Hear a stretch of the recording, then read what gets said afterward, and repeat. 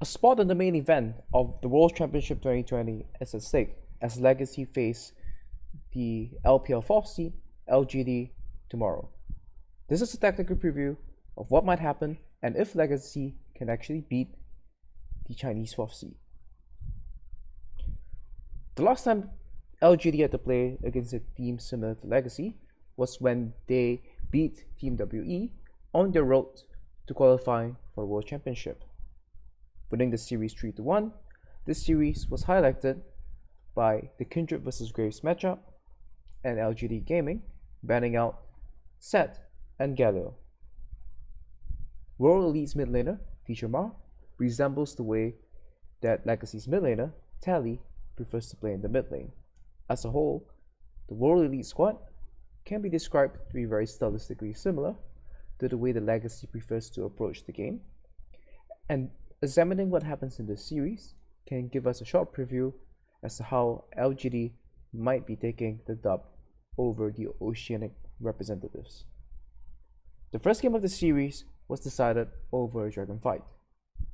World Elite went for the likes of Karma Olaf, a mid-jungle combination that we might see Legacy pick up as well. They used that to pick up the first Drake in the game, but botched the team fight on the second Drake, which LGD were able to snowball to a comfortable victory. The second game saw World Elite pick up the likes of Renekton in the top lane, once again featuring the Grace vs Kindred matchup. However, without the possibility of stacking and diving, the Renekton was only able to secure priority and enable the Graves to take a small farm lead over Peanut's Kindred. As a result of that, the superior scaling of the Oceanic Kindred came into play in the later stages of the game, and LGD scaled their way to the victory in Game 2. Game number 3 was a little bit of a bot diff, while the rest of the map was mostly the same repeats, with Renekton and Graves facing off against Kindred and On. Some struggles in the bot lane from dense support Killua from LGD allowed avenues for World Elite to attack the bottom side of the map and stack multiple Drakes. In addition to that, they had an Azir as well as an Ezreal, which once they were in a comfortable position, they were able to outrange and zone LGD away from the neutral objectives, securing an Ocean Soul for themselves and winning the game. Game number 4 ends the series in a way that is similar to what we saw from Legacy as well. Once again, it was the Kindred vs Graves matchup, and the game was decided on the 3-15 bot side Scuttle Crab. Graves flashes in, tries to smite away the crab, and despite getting the level 4 off of it, the Kindred, by having her bot lane reach the fight first, is able to win the skirmish.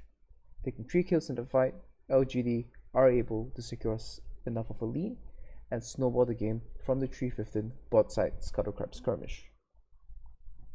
Now, while Legacy is definitely not World Elite, there's 2 ways they can approach this series. The first were to go for top carry pick style win condition. In this scenario, they will want to trade early Drakes for Rift Herald and play for top dives, giving over perhaps the first 2 Drakes over to LGD. And considering how LGD has been choosing not to go for Drakes early in some of these games, this might be advisable in certain scenarios. After they secure a tempo lead via the top lane, they can use that to create manpower advantages by the aggressive 2-lane playstyle that they demonstrated against Supermassive. If they are able to create enough of a goal lead or create enough of map control, they can then snowball that into subsequent fights, through which they can perhaps snowball a game. However, the scaling teamfight to win condition has been one that's been proven to beat LGD already, with PSG as well as Rainbow 7 utilizing this. In this style setup, the team will need to secure one of the first 3 Drakes to prevent a potential fork at around the 22-minute mark when both Soul as well as Baron is available. They would then need to win the fight on the 4th Drake as well once they are able to get their power spikes and find a scenario in which they can set up on the Baron first. We can expect the game to pan out in such a manner, and these will be the key points that we want to watch out for. 3-15 bot crab spawn, or top crab spawn for the matter, will be very crucial in determining the pacemaker for the game. Now Legacy might have an advantage over here, with Alks performing rather well, and Mark or Killua, depending on who plays in the series, has been known to be a rather weak point on the LGD roster. Should Legacy be able to secure the bot push, if Babip is careful in his approach towards the bot side crab, they should be able to secure this objective for themselves and perhaps translate that into a first straight take, fulfilling one of the win conditions if they were to opt for a scaling teamfighting playstyle. The 8-minute Rift Harrow will provide cross-map options, and both of these two teams, should they identify that they're not strong enough at this point of time, might choose to go for the cross-map. Between 10 and 20 minutes, should Legacy opt into the likes of Nidalee and Renekton, or perhaps go for one of their Camille compositions, they can create leads through smart rotations if they have the tempo lead, once again playing effectively on 2 lanes and going for a complete rotation on the top side of the map, perhaps catching out Langsing, who might be overstaying on the weak side. He showed a tendency to do that in the PSG game as well as in the series against Rainbow 7, where while Rainbow 7 was able to find some kills, they were not able to successfully translate that into a tempo lead for themselves either. And this is the part where Legacy has a short laundry list to fix before the series itself. Objective setup will be a very key factor in determining the winner. While in my other video series, I've pointed out how Kramer has made several mistakes so far, not only in the shock upset to both R7 and PSG, but as a whole, the squad of LGD has struggled to control objectives and have often overchased through chokes. However, Legacy have shown as well to be a little bit lacking in this area. The first thing that they will need to understand is to control the choke around the river and not leave people to be stranded behind the wall separating the river and the jungle. We saw this in the game against Mad Lions, and there was a potential opportunity for the Mad Lions to engage on them when they would then need to walk back into a choke to re-enter the river area. Controlling the space between mid lane and the river will be paramount to Legacy's success in winning these late game teamfights.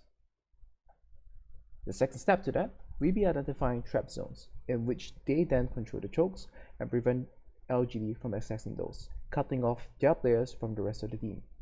Should they identify scenarios in which Kramer is split from the team, they can then choose to pull the trigger and punish LGD for what seems to be a recurring trend so far in their World Championship campaign, splitting on objectives and having Kramer getting caught out. Still, there will still be one big factor in determining Legacy's ability to win fights around neutral objectives, and that will be mid laner Tally. His weapon of choice will be rather important, and while meta champs such as Galio and Set, LGD, I do believe that if LGD start to fall behind, they will start to draw inspiration from this series against World Elite and start to ban on these two champions. And the only other champion he has played thus far at the World Championship is Lucian, and I'm pretty sure most Oceanic fans would not like to see a repeat Lucian performance. Ornn is a champion that he can look towards, where he didn't play it so much in Summer or Split 2 as they call it down under. This is a champion that can be a highly contested pick, and is something that Legacy will be happy to flex into the mid lane position as well. Rumble, a rather forgotten champion, given how important neutral objective team fighting is at the moment. This is a champion that Tally will be comfortable on, and is something that Legacy can look to if they would want some AP damage in the mid lane.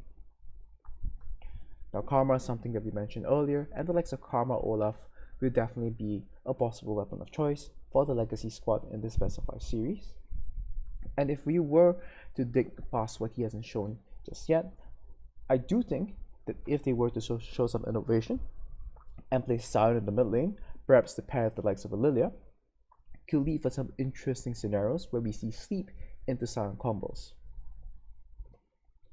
And Nocturne as well, I think will be an interesting choice that once again suits Legacy's playstyle really well, and be it in the jungle position or mid lane position, is rather effective against the current pool of champions that both Sia and Peanut plays.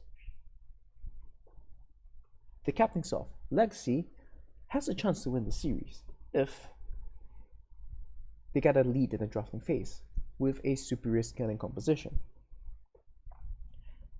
Handling early scattering changes will be rather important, as despite having a superior scaling composition against Team Liquid, they botched a scouter fight early, and Team Liquid were able to snowball off that using a single mistake and several individual player gaps. They will need to have a good grasp on zone control and mid-prio around the neutral objective 5v5. As much as this has been a weakness of LGD, if Legacy is unable to capitalize on this, then they too will be suspect to the random teamfight losses around these neutral objectives. And what I think most Oceanic fans want to see is having Tally play a strong teamfighting bruiser or tank. Can Legacy beat LGD? I definitely say there's a real possibility that this happens. The playstyle overall should provide them a familiar way to beating to approaching the style that LGD has put forth so far, sacking early drakes and contesting later ones with superior scaling teamfighting. But what's important is the Legacy will have to be very astute and be aware of when they are strong and when they are not, and not contesting LGD on their respective power spikes.